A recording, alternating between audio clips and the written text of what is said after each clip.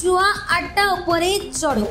गंजाम जिला एसपी शुभेन्दु कुमार पात्र निर्देश रे जगन्नाथ प्रसाद थाना पुलिस को बड़ सफलता। ए थाना अंतर्गत तरफ गाँव को लागी रही जंगल निकट में चली बड़ धरणर जुआ अड्डा उपरे चढ़ कर 19 जन को गिरफ्त करिछि पुलिस।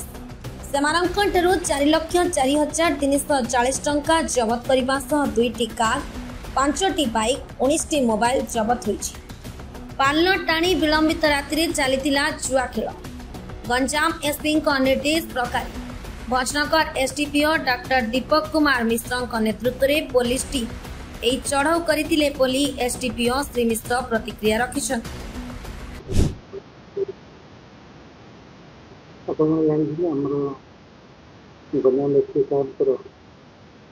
जीरो टॉलरेंस नीति अच्छी गैम्बलिंग प्रति एवं देखिए ऑर्गेनाइज गैम्बलिंग प्रति पूरा जीरो टॉलरेंस अच्छी अच्छी साहब निर्देश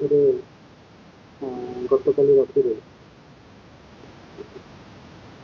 24 तारीख राति 24 राति आप जगन्नाथ प्रसाद थाना अंचल गोटे तरफ बोली गाँव अच्छी से गाँव पाखे गोटे गैम्बलिंग चलता से गैम्बलिंग खबर पाई एस साहब निर्देश से आम चढ़ाऊ करूँ चढ़ाऊ कला समय पाखापाखि 4,04,340 टंका जो जुआर लगी पैसा 2टी 4 व्हीलर 5टी मोटरसाइकिल 19टी मोबाइल फोन प्राय 25-30टा आपंकर प्लेइंग कार्ड जोड़ा दरी दरी टार्पोलिन बंधा सामना बंधा एवं 19 जन जुआड़ी धरा पड़ी।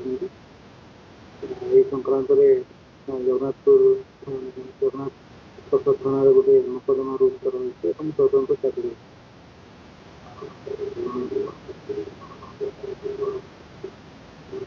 आम से जो रेकर्ड पुलिस रेकर्ड वेरीफाई कले कह आपातत से पारिपार्श्विक अवस्था और घटनास्थल जहाँ करूँ लगुला गोटे 10,000 गैंग इनवल्व थी भाया लगुला इंडिविजुअल जो प्रोफाइलटा से केवल आम रेकर्ड और कैरेक्टर एंट्री चेक कल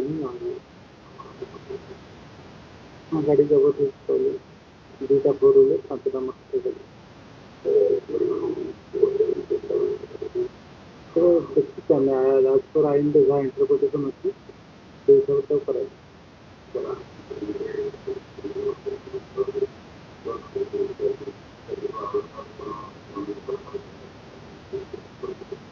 आम एसपी साहब पूरा निर्देश अच्छी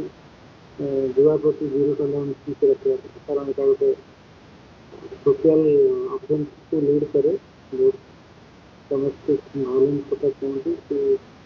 अदर सोशल अफेन्सेस को यहाँ लीड करे एसपी साहब निर्देश या प्रति पूरा संपूर्ण शून्य सहनशीलता बजाय रखा।